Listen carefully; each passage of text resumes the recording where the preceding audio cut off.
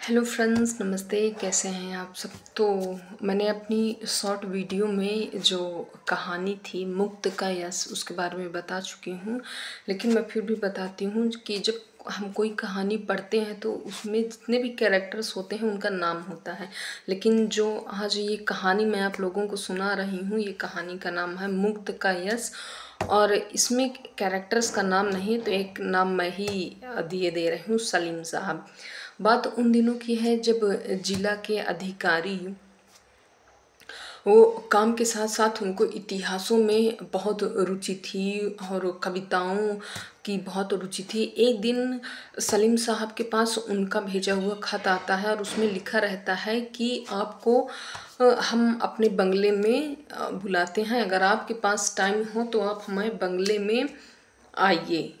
तो इसमें सलीम साहब बहुत उनको दुविधा होती है कि भाई किस लिए हैं, हमने तो ऐसा कोई काम ही नहीं किया। जो जिला के जो साहब है जिला अधिकारी, उन्होंने हमको बुलाया। उन्होंने अपने बहुत सारे दोस्तों से पूछा, दोस्तों ने बहुत सारी अपनी अपनी राय दी, पर उनको किसी की राय कुछ समझ में नहीं आई। और वो बोले कि भाई हम तो सीधे साधे हैं, हमको नहीं पता, हम क्या जिला अधिकारी साहब पता नहीं हमारे ऊपर ऐसा कौन सा मुकदमा कर दे। हम तो इन हिंदुस्तानियों मतलब जो जिला अधिकारी हैं उनसे हम बहुत डरते हैं। तो कोई उनके मित्र आते हैं, वो बोलते हैं कि भाई ये जो जिलाधिकारी होते हैं इनकी बातें ही निराली होती है।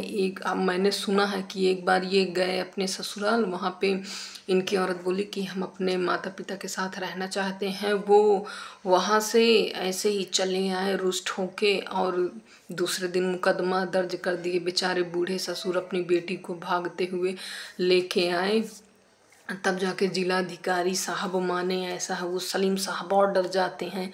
लेकिन ये तो इसमें नहीं बताया गया, लिखा गया कि वो जाते हैं कि नहीं जाते हैं, आगे की इसमें चर्चा है। और उनकी इस वो जो खत आता है तो उससे उनकी बड़ी बहुत ख्याति हो जाती है सलीम साहब की। पूरे इलाके में फैल जाता है कि इनका उठना बैठना शहर के जो जिलाधिकारी हैं उनसे है। जिलाधिकारी जो भी काम करते हैं तो बिना सलीम साहब के राय मशवरा के साथ नहीं करते हैं। ऐसे ही बहुत सारी चीज़ें होती हैं। तो यही ख्याति सुन के उनके जो बचपन के साथी थे बलदेव सिंह, वो एक दिन आते हैं सलीम साहब के पास, बैठते हैं और अपने बचपन की बातें बताने लगते हैं कि सलीम साहब, आपको याद है ना कि जब मौलवी साहब हम लोगों को पढ़ाते थे तो हम तो एकदम बैल बुद्धि थे, लेकिन आप बड़े होशियार थे, ये था वो था। और जो मौलवी साहब थे उन्होंने पढ़ाने का काम आपको दिया था। और मतलब जो मौलवी साहब थे उनका पढ़ा मुझे ना याद रहता, लेकिन जो आप पढ़ाते थे वो मुझे तुरंत, मुझे पढ़ने की भी ज़रूरत नहीं पड़ती थी, मुझे तुरंत याद हो जाता था, ऐसा कुछ। और उस समय मैं तब भी बलवान था और आप आज भी वैसे ही पतले दुबले से हैं। अब भाई हम तो 45 साल के हो गए हैं, अब तो क्या सिर्फ आपके ही बदौलत आज मैं छोटा सा ज़मींदार हूँ, घर पे मेरा रौब चलता है और मैं खूब खाता भी हूँ और जम के काम भी करता हूँ, तो मेरा रौब भी है। बस आज मैं बड़ी ख्याति सुनी है आपकी, बस उसी मकसद से मैं आया हूँ कि मेरा बड़ा लड़का एक झूठे मुकदमे में फंस गया है, तो आपकी मैं मदद चाहता हूँ। तो वो बोलते हैं कि देखिए भाई, मैं इसमें कुछ, सलीम साहब बोलते हैं अपने दोस्त को कि देखिए इसमें मैं कुछ नहीं कर सकता, पर आपको देख के मुझे भी बड़ी प्रसन्नता हुई। अपने पुराने मित्र को देख के मुझे, जब आपको मैं कहीं देखता हूँ तो मुझे लगता है मैं दौड़ के जाऊँ और आपको अपने गले से लगा लूँ। मैं अपने आपको देख के मैं इतना प्रसन्न होता हूँ। मतलब बचपन के दोस्त हैं तो बहुत सारी ऐसी बातें हुई। फिर वो बोलते हैं कि तुम्हारी भाभी जो है वो बेटे के विरह में रोए जा रही हैं, बहू है वो भी मतलब कि सास बहू कुछ खाती पीती नहीं हूँ, मैं तो थोड़ा दूध पी लेता हूँ, यही हाल है।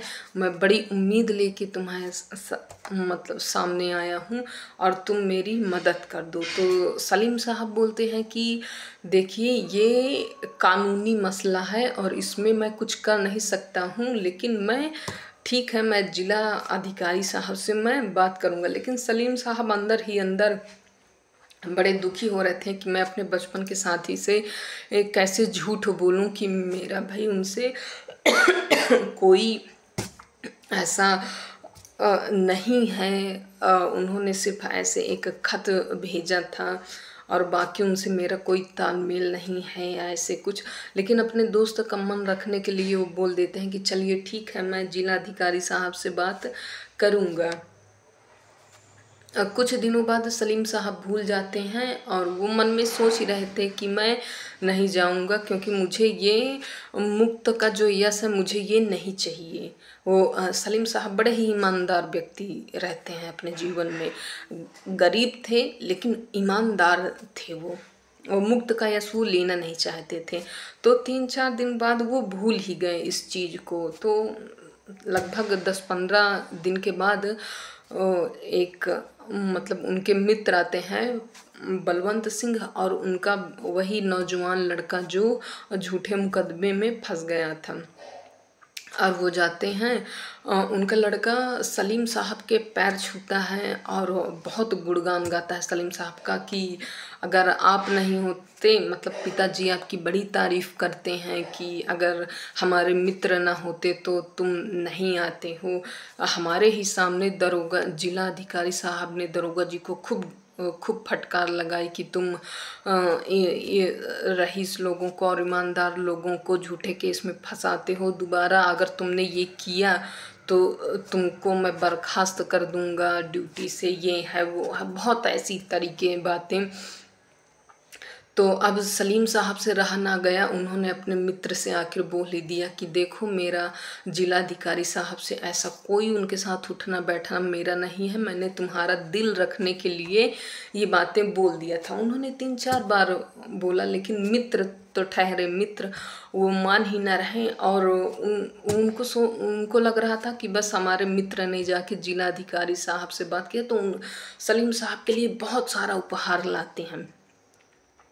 सलीम साहब ईमानदार ठहरे, लालची बिल्कुल नहीं थे। तो बहुत गांव का देसी घी और आम, बहुत सारी चीज़ें, मतलब खाने पीने की बहुत सारी वस्तुएं लाके वो देते हैं। और बेटा भी बहुत खुश होता है। और बलदेव सिंह को लगता है कि हमारे मित्र की वजह से ये सब हुआ है।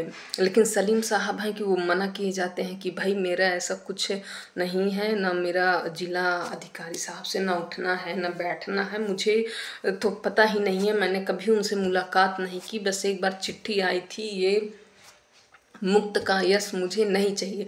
लेकिन बलदेव सिंह मानते ही नहीं हैं।